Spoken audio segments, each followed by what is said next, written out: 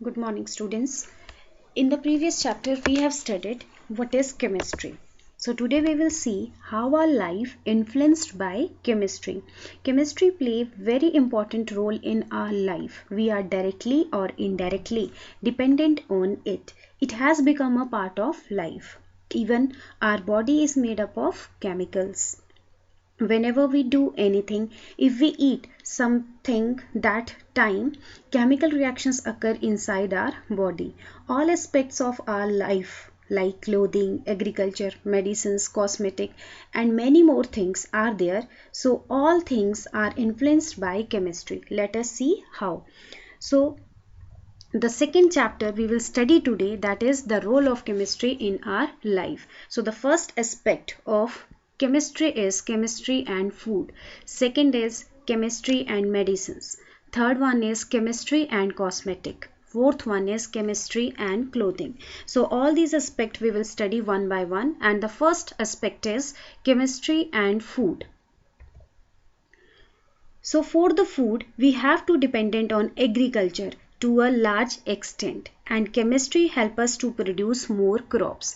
If we use the fertilizer, the yield of the agriculture will increase.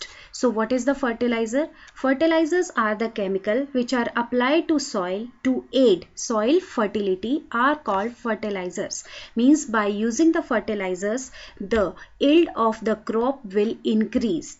And if the soil is deficient with elements like nitrogen, phosphorus and potassium and zinc, so this fertilizers will give a more nutrient to the soil and increase the yield of the agriculture. So the common fertilizers are urea, then DAP. DAP full form is diammonium phosphate. These are the common fertilizers. Next topic is soil testing. How we will know that this soil or this crop is deficient of the following elements like nitrogen, phosphorus, potassium and zinc. So we will know with the help of the soil testing. By analyzing the soil in a chemical laboratory that called a soil testing. So here this is the soil testing diagram, that how we will do soil testing. We are taking the sample of the soil and then it is treated with different chemicals, and then with the experiment we will know that what element is deficient in the soil. Next one is pesticides. So what are pesticides? Insect and small animals that harm crops are called pests. So these are the pests that causes a harmful effect in the crop. Next one is what is fungicides? Fungicides to kill the fungi that causes plant diseases. So this is the diagram of the plant diseases. Next one is a herbicides. So herbicide is used to kill unwanted plants, and all these herbicides and fungicides, these comes in a pesticides. So what is a pesticides? Insects and small animals that harm crop, that is called a pest, and pesticides means that are used to kill the pest, that is called a pesticides.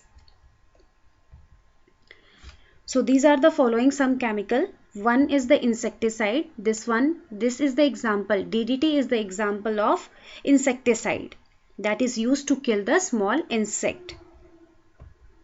Next one is a Brodex mixture. This is the example of the fungicides, and this is used to kill the fungi. Now the next topic is food processing. So there is a great demand for ready to eat food today. To prepare such food, the material is first made to go through a series of physical as well as chemical treatment. Then it is mixed with additives and finally packed. All these steps taken together that make up a food processing. So these all are the steps of the food